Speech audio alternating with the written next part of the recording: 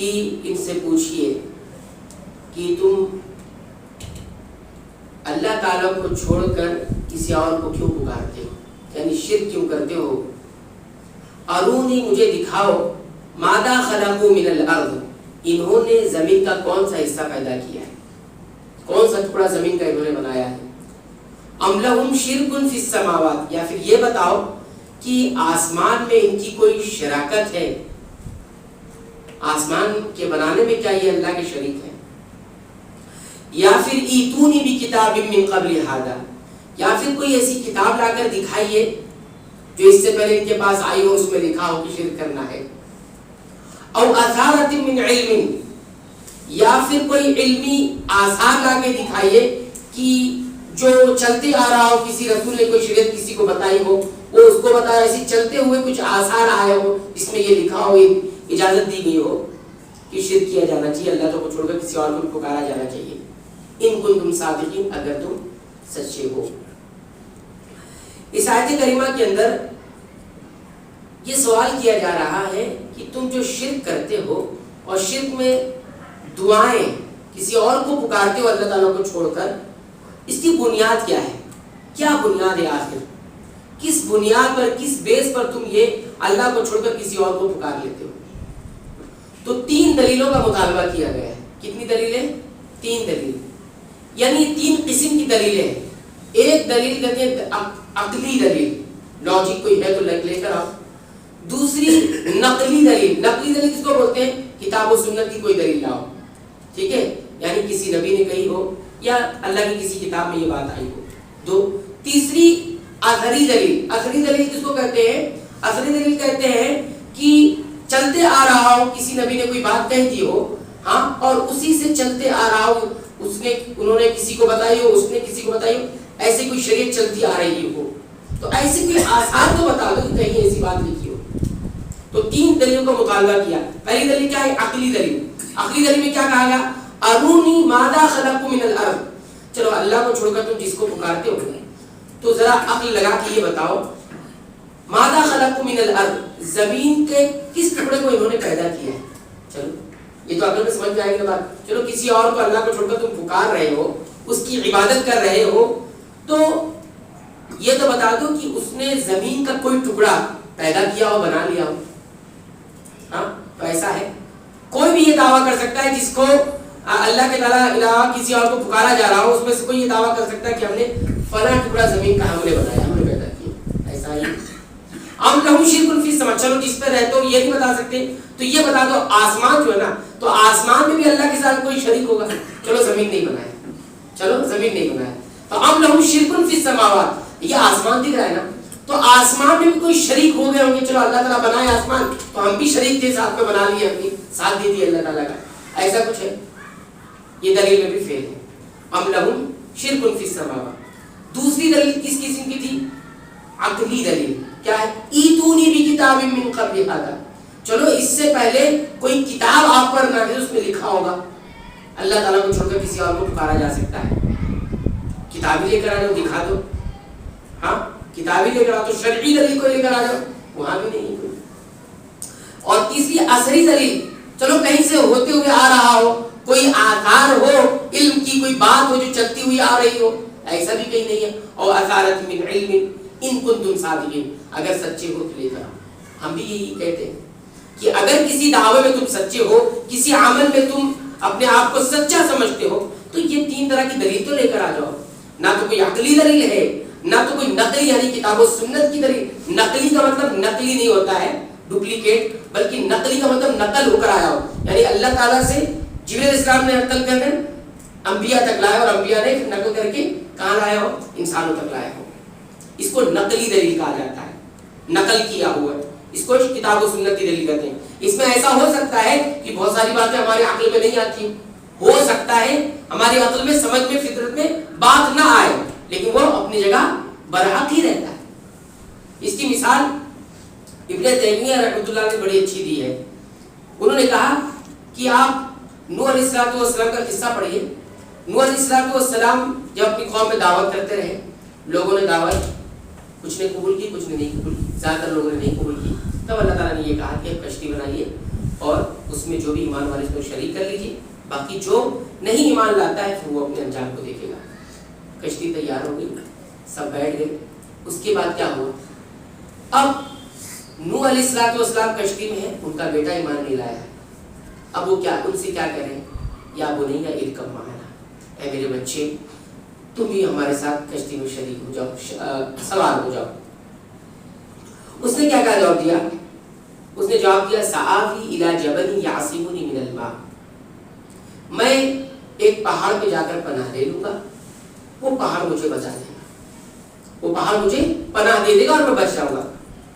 اس نے یہ بات کہی، یہ عقلی طور پر سمجھ میں آ رہی بات کہ بھائی طوفان آیا ہے، نیچے پورا پانی بھر گیا، پہاڑ بڑے اونچے اونچے ہیں، پہاڑ پہ کوئی چڑھ گیا تو وہاں کہاں پانی پہنچنے والا ہے؟ ہاں، یہ اس نے عقل لگائی اور یہ بات کہی۔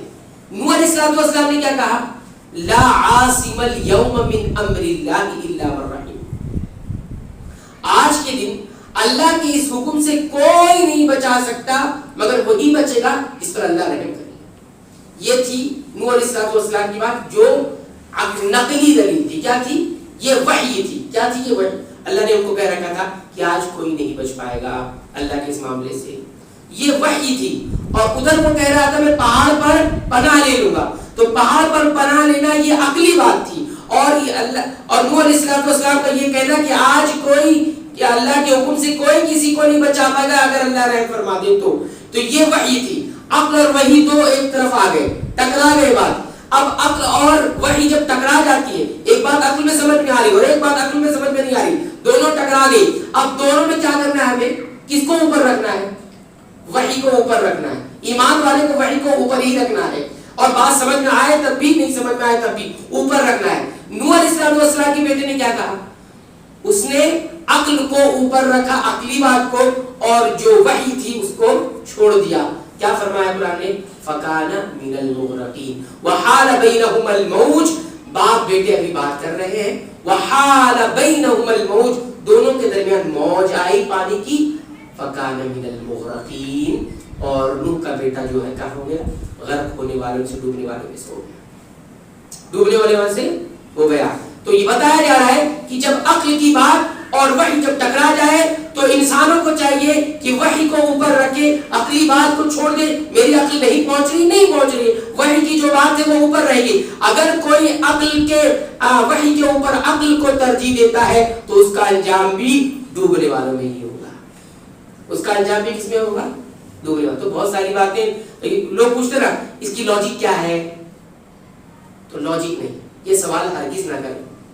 شریعت کے کسی حکم میں، کسی بات میں لاجک تلاش کرنے کی کوشش نہ کریں۔ اگر وہ چیز مسلم ہے، ثابت ہو گئی ہے، تو آپ لاجک کی اور کسی حکمت کی مطالبہ کبھی نہ کریں، اس سے گمراہی آتی ہے۔ صحابہ کرام کی پوری زندگی میں آپ دیکھ لیں، نبی کریم صلی اللہ علیہ وسلم کا صرف حکم اور آپ کی بات ہوتی، بس اس کے بعد کچھ نہیں پوچھتے اس کی کیا حکمت ہے، ایسا کیوں ہے، ویسا کیوں ہے۔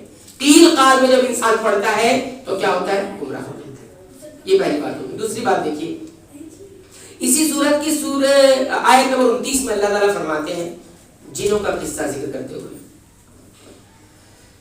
نبی کریم صلی اللہ علیہ وسلم کہیں سفر میں جاتے تو کہیں جب نماز ادا کرتے تو جنوں کی جماعت بھی بسا اوقات آپ کی نماز اور تلاوت سننے لگتی، تو اسی کا واقعہ ذکر اللہ رب العالمین کرتے ہیں۔ وَإِذْ صَرَفْنَا إِلَيْكَ نَفَرًا مِنَ الْجِنِّ يَسْتَمِعُونَ الْقُرْآنَ فَلَمَّا حَضَرُوهُ قَالُوا أَنصِتُوا فَلَمَّا قُضِيَ وَلَّوْا إِلَىٰ قَوْمِهِمْ مُنذِرِينَ، اور اس وقت کو بھی یاد کرو جبکہ ہم نے متوجہ کیا، وَإِذْ صَرَفْنَا متوجہ کیا کس کو؟ کس کی جانب؟ الیکا، آپ کی جانب، کس کو؟ نفر من الجن، جنوں کی ایک جماعت کو، جنوں کی ایک جماعت کو آپ کی جانب متوجہ کیا، یستمعون القرآن، جو قرآن کو بہت ہی غور سے سن رہے تھے۔ اس آیت کریمہ سے اہل علم نے یہ کہا کہ سعادت مندی میں سے یہ بات بھی ہے کہ انسان کو اللہ تعالی قرآن کے سننے پر پھیر دے۔ جس انسان کو قرآن کے سننے کی توفیق مل جائے، اس کا دل قرآن سننے میں لگنے لگ جائے، یہ کیا ہے؟ سعادت کی بات ہے۔ کس کی بات ہے یہ؟ سعادت، خوش بختی کی بات ہے یہ، نیک بختی کی بات ہے، خوش نصیبی کی بات ہے. کیوں؟ وَإِذْ صَرَفْنَا إِلَيْكَ نَفَرًا، اور یاد کرو اس وقت کو جبکہ ہم نے کون کہہ رہا ہے؟ اللہ تعالیٰ کہہ رہے ہم نے الیک آپ کی جانب نفر من الجن جنوں کی ایک جماعت کو پھیر دیا. یستمعون القرآن کس لیے؟ قرآن سننے کے لیے. ٹھیک ہے. اس کے بعد کیا کہتے ہیں؟ فلما حضروه جب وہ لوگ حاضر ہوئے. کیا؟ فلما حضروه جب وہ لوگ نبی کریم صلی اللہ علیہ وسلم کی خدمت میں حاضر ہوئے، جو کہ قرآن کی مجلس ہے. اس سے اہل علم نے کہا کہ قرآن کی مجلسوں میں حاضر ہونا چاہیے. قرآن کی مجلسوں میں حاضر ہونا چاہیے. جو قرآن کی مجلسوں میں حاضر ہوتا ہے وہ سعادت مند کہلاتا ہے.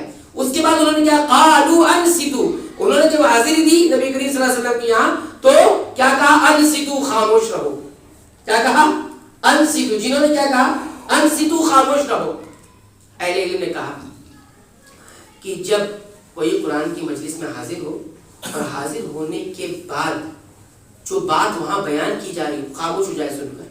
کیا؟ سن کر خاموش رہے، بالکل خاموشی کے ساتھ سنتا رہے. الانصات بدایت التوفیق، یہ خاموش رہنا توفیق کی شروعات ہے. خاموشی، حق کو سن کر خاموشی، یہ توفیق کی شروعات ہے کہ اب انسان کو توفیق ملنا شروع ہو رہی ہے. اور انسان جب خاموش نہیں رہتا کسی بات کو سننے کے لیے اس کو توفیق نہیں ملتی، یا پھر توفیق کی ابتدا ہی نہیں ہوتی، شروعات ہی نہیں. خاموشی کیا ہے؟ اتنی بڑی عبادت ہے.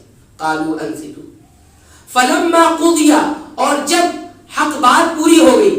فلما قضی، جب حق بات پوری ہو گئی، یعنی نبی کریم صلی اللہ علیہ وسلم نے اپنی بات مکمل کر لی. ولوا الی قومہم منذرین، تو یہ لوگ لوٹ گئے اپنی قوم کی جانب منذرین، آگاہ کرنے کے لیے. تو جب یہ کہا گیا فلما قضی، جب کیا ہوا؟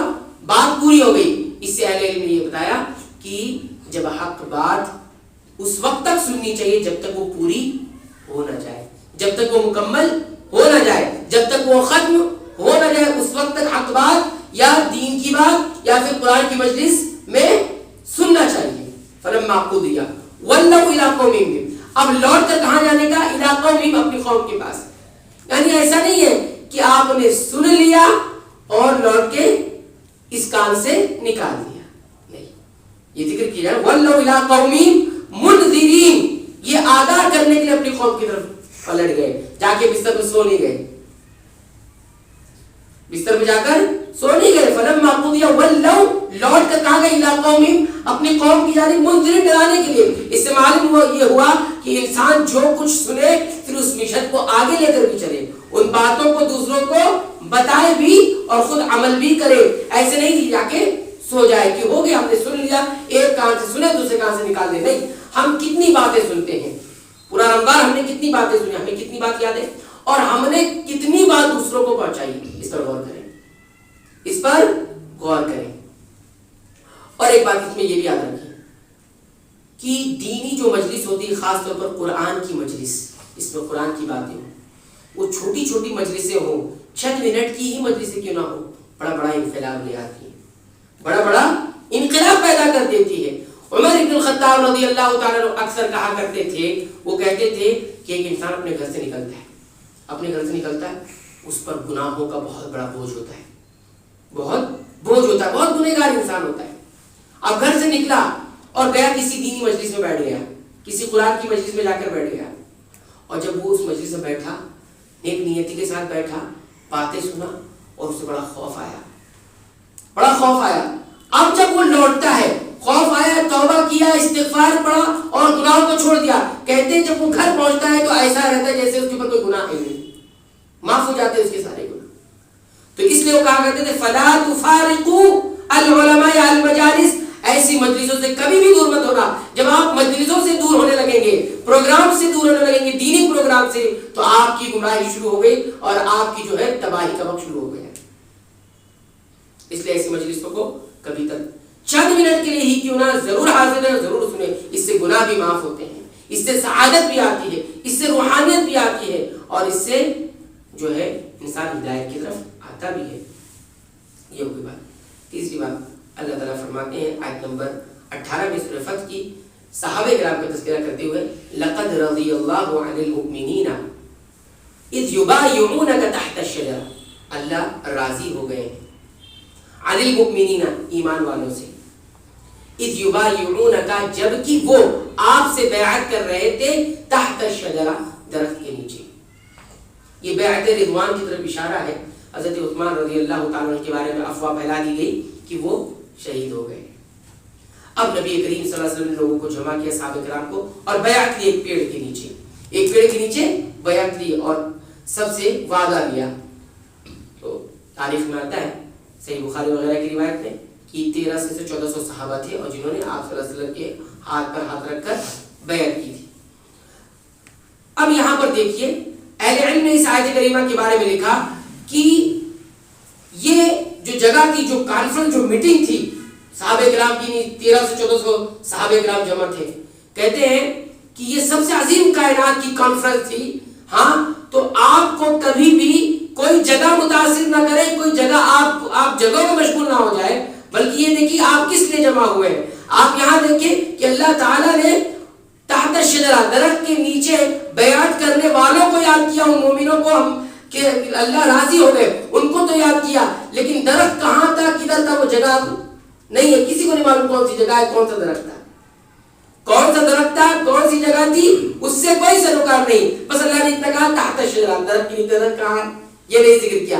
یہ بتانا مقصود یہ ہے کہ جگہ آپ کو مشغول نہ کرے، بلکہ جس مشن کے لیے جو لوگ بیٹھتے ہیں، جمع ہوتے ہیں، اس مشن کو یاد کرو. لقد رضی اللہ عن المؤمنین اذ یبایعونک تحت الشجرہ. جگہ انسان کو مشغول نہیں کرنی چاہیے. ہم چاہتے ہیں جگہ ہی دیکھتے رہ جاتے ہیں اور اس مشن سے غافل ہو جاتے ہیں جس مشن کے لیے ہم گئے ہوئے ہوتے ہیں. ہم تو جگہوں میں مشغول ہو جاتے ہیں. اللہ نے جگہ کا ذکر نہیں کیا، اور وہ بلکہ بعض روایتوں میں یہ آتا ہے کہ تاریخ کے کسی دور میں وہ درخت کو لوگوں نے شرک کا اڈا بنا دیا. حضرت عمر رضی اللہ غالباً ان کو اس درخت کو اکاڑ کے پھینکوا دیا، وہ شرک کا اڈا بن گیا، اس سے لوگ تبرک لینے لگے. اس کے بعد اللہ تعالیٰ سورہ فتح کی آیت نمبر 29 میں فرماتے ہیں صحابہ کرام کا تذکرہ کرتے ہوئے محمد الرسول اللہ، محمد اللہ کے رسول ہے. صلح کے موقع پر نبی کریم صلی اللہ علیہ وسلم جب صلح لکھتے وقت یہ لکھا محمد الرسول اللہ، نام لکھا محمد اللہ کے رسول ہے. تو کافروں نے یہ کہا کہ اسی پر تو ہمارا جھگڑا ہے، ہم آپ کو رسول ہی نہیں مان رہے، تو اسی پر جو ہے آپ ہمارا جھگڑا آپ یہی لکھ رہے ہیں، اس کو مٹائیے، اس کو کیا کریے، مٹائیے. تو حضرت علی رضی اللہ عنہ غالباً لکھ رہے تھے، اللہ کے رسول صلی اللہ علیہ وسلم کو لکھنا تو آتا نہیں تھا. تو پوچھا کہاں لکھا ہوا ہے، حضرت علی رضی اللہ عنہ نے کہا کہ آپ مٹائیے اسے. تو کیا کہا حضرت علی، مجھ سے تو نہیں ہو سکے گا، میں نہیں مٹا سکتا، میں نہیں مٹا سکتا. اللہ کے رسول صلی اللہ علیہ وسلم نے کہاں لکھا ہے، میں مٹا دیتا ہوں. تو آپ صلی اللہ علیہ وسلم نے رسول اللہ مٹا دیا، محمد رہنے دیا اور رسول اللہ مٹا دیا. آپ دیکھیے اللہ کے رسول صلی اللہ علیہ وسلم نے دین کی خاطر، دین کی نشر و اشاعت کے لیے، دین اور پھیلے، صلح کے لیے آپ صلی اللہ علیہ وسلم رسول اللہ مٹا دیا. اس کاغذ پر جس پر وہ صلح نامے لکھے جا رہے تھے اس پر تو مٹ گیا، کسی کو نظر نہیں آیا، لیکن اللہ تعالیٰ نے اس کا بدلہ کیا دیا، اس رسول اللہ کو اللہ تعالیٰ نے قرآن حکیم میں درج کر دیا محمد الرسول اللہ، محمد میرے رسول. انہوں نے اس کاغذ سے آپ کا رسول اللہ مٹا دیا ہے. ہم اس کاغذ کو، اس بات کو اپنے قرآن کا حصہ بناتے ہیں اور قیامت تک دنیا جب تک رہے گی یہ رسول اللہ پڑھا جاتا رہے گا، محمد الرسول اللہ. یہ ہے بات اصل. تو بہت سارے کام اگر ہم دین کی مسئلے کے تحت چھوڑ دیتے ہیں تو وہ آج نظر نہیں آتا، لیکن کل ایسا نظر آئے گا کہ ساری دنیا تاریخ کا وہ حصہ بن جائے گا. اللہ اسے اپنے یہاں درج کر لیتے ہیں، اپنے یہاں درج کر لیتے ہیں. اس لیے بہت ساری چیزیں ہم دین کی مسئلے کے چھوڑ دیں، ترک کر دیں، اس میں کمپرومائز کر لیں کسی بڑی مسئلے کی وجہ سے، تو اللہ تعالیٰ اس کا پھل ضرور دیتا ہے. محمد الرسول اللہ، جب آپ تلاوت کریں گے یہ آیت آتے رہے گی، محمد اللہ کے رسول ہے. اسی لیے اہل علم نے کہا کہ صحابہ کرام کی عظمت یہ ہے کہ جب وہ روئے تو ان کے آنسوؤں کو دنیا دیکھی نہیں. وہ روتے تو ان کے آنسوؤں کو دنیا نے دیکھا نہیں. وہ سجدے کرے تو دنیا نے ان کو دیکھا نہیں. لیکن جب دیکھا تو کس نے دکھایا؟ اللہ نے دکھایا. فرمایا محمد الرسول اللہ والذین معه اشداء علی الکفار رحماء بینہم تراہم رکعا سجدا یبتغون فضلا من اللہ ورضوانا سیماہم فی وجوہہم من اثر السجود. ان کے آنسوؤں کو اللہ نے پھر دنیا والوں کو دکھایا کہ یہ وہ لوگ تھے جو روتے تھے راتوں کو. آج ہم دکھائیں رونے کسی کو رونا، یہ رونا کام نہیں. ایسا روئے کہ دنیا نہ دیکھے، پھر اللہ دکھائے کہ کون روتا ہے. ان کے آنسوؤں کو بھی اللہ تعالیٰ نے قرآن حکیم کا حصہ بنایا. پھر اللہ تعالیٰ نے کہا محمد اللہ کے رسول ہے والذین معه، اور جو لوگ ان کے ساتھ ہیں. کن کے ساتھ؟ محمد کے ساتھ ہیں. یعنی صحابہ کرام کے بارے میں کہا جا رہا ہے یہ محمد کے ساتھ ہے. اچھا ایسا نہیں کہا گیا کہ جو محمد پر ایمان لائے، یہ بھی نہیں کہا گیا. اور یہ بھی نہیں کہا جو محمد صلی اللہ علیہ وسلم کے پیچھے ہیں، یعنی محمد صلی اللہ علیہ وسلم کی اتباع کرنے والے. یہ دونوں نہیں کہا گیا. کیا کہا گیا؟ والذین معه، محمد اللہ کے رسول اور وہ لوگ جو ان کے ساتھ ہیں. کس کے ساتھ؟ محمد صلی اللہ علیہ وسلم کے ساتھ ہیں. ساتھ کیوں کہا گیا ہے؟ ساتھ معه کیوں کہا گیا ہے؟ اس لیے کہا گیا ہے کہ قائد وہ ہوتا ہے کہ اس کے تحت جتنے لوگ ہوتے ہیں وہ اپنے آپ کو کبھی بھی یہ نہ سمجھے کہ ہم ان کے پیچھے، بلکہ ہم ان کے ساتھ ہیں. ہم ان کے ساتھ ہیں. قائد رہنما وہ ہوتا ہے کہ جس کے متبعین، جس کے ماننے والے اور جس کے چاہنے والے ہمیشہ یہ سوچے کہ میں ان کے ساتھ ہوں، ان کے پیچھے نہیں ہوں. میں ان کی کامیابی میں ساتھ ہوں. صرف اتباع متبعین نہ بنا کر رکھے، بلکہ ایسا ان کا رویہ ہو. تو صحابہ کرام کے ساتھ نبی کریم صلی اللہ علیہ وسلم نے ایسا رویہ رکھا، ایسا سلوک کیا کہ کسی صحابی کو یہ محسوس نہیں ہوتا تھا کہ ہم نبی کریم صلی اللہ علیہ وسلم کے پیچھے ہیں، بلکہ ایسا لگتا تھا ہم نبی کریم صلی اللہ علیہ وسلم کے ساتھ ہیں. اتنا پیار تھا، اتنی محبت تھی. بلکہ لکھنے والوں نے یہ بھی لکھا کہ ہر صحابی جب بھی نبی کریم صلی اللہ علیہ وسلم کے ساتھ مل لیتا، ان کو دیکھ لیتا، تو وہ یہی کہتا رہتا کہ نبی کریم صلی اللہ علیہ وسلم مجھ سے زیادہ کسی سے محبت نہیں کرتے. اور اسی سے علیہ نے کہا کہ بڑا وہ ہے جس کی محفل میں بیٹھنے والا کبھی بھی اپنے آپ کو چھوٹا نہ سمجھے، اپنے آپ کو حقیر نہ سمجھے، اپنے آپ کو کمتر نہ سمجھے. ہر بیٹھنے والا اس کی مجلس میں اپنے آپ کو چھوٹا نہ سمجھے. اگر کوئی چھوٹا کمتر سمجھتا ہے اپنے آپ کو، سمجھ جائیے وہ خائن، وہ بڑا اچھا نہیں ہے، وہ بڑا اچھا نہیں ہے. اس کے بعد اللہ تعالیٰ نے ان کی صفت بتائی تراہم رکعا سجدا. تم انہیں دیکھو گے یہ رکوع کرتے ہیں، سجدہ کرتے ہیں. رکعا رکوع کرتے ہیں، سجدا سجدے کرتے ہیں. کیوں؟ یبتغون فضلا من اللہ ورضوانا، اللہ کی یبتغون فضل، اللہ کے فضل کی تلاش میں اور اس کی رضا کی تلاش میں. تو اہل علم نے کہا کہ رکوع اور سجدے کیا ہے؟ یہ اللہ کے فضل اور اس کی رضا کے ذریعے ہے، راستے ہیں. اللہ کی فضل اور اس کی رضا کے راستے کون ہیں؟ رکوع اور سجدے. تو جب بھی اللہ کا فضل اور رضا تلاش کرنا ہو، رکوع اور سجدے زیادہ کرو. معنی اس کا یہ ہے کہ زیادہ نوافل کا اہتمام کرو، فرائض اور نوافل ادا کرو. اس کے بعد فرمایا تراہم رکعا سجدا یبتغون فضلا من اللہ ورضوانا سیماہم فی وجوہہم من اثر السجود. تم سیماہم، ان کی نشانیاں کیا ہے؟ من اثر السجود، ان کے پیشانیوں پر سجدوں کے نشان ہیں. ان کے پیشانیوں پر سجدوں کے نشان ہیں. اہل علم کہا کہ جو رات کے وقت نوافل کثرت سے پڑھتا ہے اس کا چہرہ دن میں بڑا حسین ہوتا ہے، بڑا خوبصورت رہتا ہے، بڑا خوبصورت رہتا ہے. تراہم سیماہم فی وجوہہم من اثر السجود. جو زیادہ نفلیں اور زیادہ کثرت سے راتوں کو نماز ادا کرتا ہے اس کا چہرہ کیا ہوتا ہے؟ خوبصورت ہوتا ہے. نوجوانوں کو سبق یہ ملا کہ آج نوجوان اپنے چہروں کو خوبصورت بنانے کے لیے مختلف طریقے اپناتے ہیں، فیس واش کا استعمال کرتے ہیں. یہ ہے اصل فیس واش. نمازوں کا اہتمام کرے، فرائض کا اہتمام کرے، آپ کے چہرے پر ویسے ہی نورانیت رہے گی. یہ آرٹیفیشل طریقے چھوڑ دیں، اس سے رونق نہیں آنے والی، اس سے خوبصورتی نہیں آنے والی. اور اہل علم نے یہ بھی کہا کہ آپ کسی انسان کو دیکھو کہ کوئی متکبر ہے، کیا ہے؟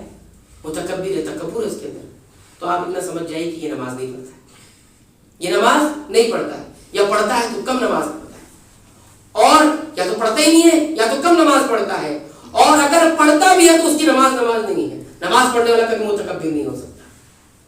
سیماہم فی وجوہہم من اثر السجود، یہ اللہ تعالیٰ نے کہا. اور آخری بات کہہ کے بات ختم کرنا ہے. اس پارے کے اندر سورہ ذاریات ہے، اس کی آیت نمبر 20 اور 21 میں اللہ تعالیٰ فرماتے ہیں وَفِي الْأَرْضِ آیَاتٌ لِلْمُوقِنِينَ، اس زمین کے اندر بہت ساری نشانیاں ہیں یقین کرنے والوں کے لیے. وفی انفسکم افلا تبصرون, خود تمہارے اندر بہت ساری نشانیاں ہیں. افلا تبصرون, تم دیکھتے کیوں نہیں؟ افلا تبصرون, تم دیکھتے کیوں نہیں؟ اچھا ایک سوال ہے, مجھے کوئی بتائے کہ اس پوری دنیا میں انسانوں کی تعداد کتنی ہے؟ کتنی ہے کسی کو معلوم ہے؟ کتنی؟ 8 بلین. اردو میں کیسے بولیں گے؟ 8 ارب. ارب بولیں گے کھرب بولیں گے؟ ارب بولتے ہیں نا, بلین کو کیا بولتے ہیں؟ ارب. 8 ارب تقریباً انسان ہے. اہل علم نے کہا کہ انسان خود ایک عالم ہے, انسان خود ایک دنیا ہے, پورا جہان اس میں بستا ہے, پوری کائنات اس میں بستی ہے. انسان ایسا ہے. دنیا میں جتنا سسٹم, جتنا نظام, چاہے ٹیکنالوجی کے نام پہ ہو یا مشینی آلات کے نام پر ہو, کسی بھی نظام میں کوئی بھی نظام آپ کو سسٹم اور ٹیکنالوجی دکھتی ہے, یہ سب کے سب انسان میں پائی جاتی ہے. وفی انفسکم افلا تبصرون, تم اپنے اندر کیوں نہیں دیکھتے؟ تم خود, تمہارے اندر بہت ساری دلیل. تو ہم نے کہا کہ 8 ارب انسان ہے نا, 8 ارب انسانوں کے 16 ارب انگوٹھے ہوں گے کہ نہیں؟ 2 انگوٹھے مانو تو 8 کے دگنی کتنا ہو جائے گا؟ 16 ارب. اس انگوٹھے کے اندر جو ڈیزائن بنا ہوا ہے, ساری انگلیوں کی بات کرو, اسی انگوٹھے کی بات کرو, 8 ارب انسانوں کا کتنے انگوٹھے ہو گئے؟ 16 ارب انگوٹھے. 16 ارب انگوٹھے کی, اس انگوٹھے کا جو ڈیزائن بنا ہوا ہے نا, یہ ڈیزائن جو اللہ نے بنایا ہے یہ ایسا بنایا ہے کہ اس 16 ارب ڈیزائن کسی ڈیزائن سے نہیں ملتا ہے, کسی ڈیزائن سے نہیں ملتا ہے. آپ دیکھ لیں, کسی کا یہ میچ نہیں کھائے گا. وفی انفسکم افلا تبصرون, تو اپنے اندر کیوں نہیں دیکھتے؟ افلا تبصرون, کیوں نہیں دیکھتے؟ یہ ہمارا رب ہم سے کہہ رہا ہے. وفی انفسکم افلا تبصرون. سوچو نا, الم نخلقکم من ماء مہین, اللہ خود کہہ رہے الم نخلقکم, کیا میں نے تمہیں پیدا نہیں کیا؟ من ماء مہین, ایک حقیر پانی سے. حقیر پانی ہے اور اس کی نافرمانی کرنے لگتے ہیں. حقیر پانی سے پیدا ہونے والا یہ انسان, معمولی سے پانی سے پیدا ہونے والا یہ انسان اس کی نافرمانی کرنے لگتا ہے. یا ایھا الانسان ما غرک بربک الکریم, اے انسان کس چیز نے تجھے دھوکے میں ڈالا ہے؟ بربک الکریم, اپنے اس کریم رب سے. الذی خلقک, جس نے تجھے پیدا کیا. فسواک, تجھے صحیح بنایا. فعدلک, ٹھیک ٹھاک بنایا. فی ای صورت ما شاء رکب, کیسی کیسی صورتوں میں تجھے ڈال دیا ہے. یا ایھا الانسان ما غرک بربک الکریم الذی خلقک فسواک فعدلک فی ای صورت ما شاء رکب. کلا بل تکذبون بالدین, تمہارا معاملہ یہ ہے کہ یہ جھٹلاتے رہتے ہو, ایک ایک آن لمحے لمحے کو جھٹلاتے رہتے ہو. تو یہ ہے وفی انفسکم افلا تبصرون. یہ اتنی سی ڈیزائن انسان میچ نہیں کھاتی. 16 ارب ڈیزائن جو ہے یہ میچ نہیں ہو رہی. سوچو کون ہے وہ اللہ. اللہ تعالیٰ اپنا دیدار ہمیں نصیب کرے, اپنے دیدار کے جو ہے مستحق ہمیں رب العالمین بنائے, ہم تیرا دیدار کریں. ومن کان یرجو لقاء ربی, تو پھر یہ اللہ ہے تو اس سے دیدار کا ہم کو شوق نہیں پیدا ہوتا. عبادت اس لیے کرے اللہ تیرا دیدار ہم کر سکے, اللہ ہم تجھے دیکھ سکے. تو کون ہے جس کے لیے ہم دن رات ہم تیرے لیے روزے رکھ رہے ہیں رب العالمین, تیرے لیے سجدے, تیرے لیے رکوع, تیرے سے دعا. تو کون ہے وہ ہم کو اس دیدار سے محروم نہ کرنا رب العالمین. جیسے کافروں کو تو نے محروم کر رکھا ہے, رب العالمین محروم سے ہم کو نکال دے اور ہمیں مستحق بنا کہ ہم تجھے دیکھ سکے, تیرا دیدار کر سکے.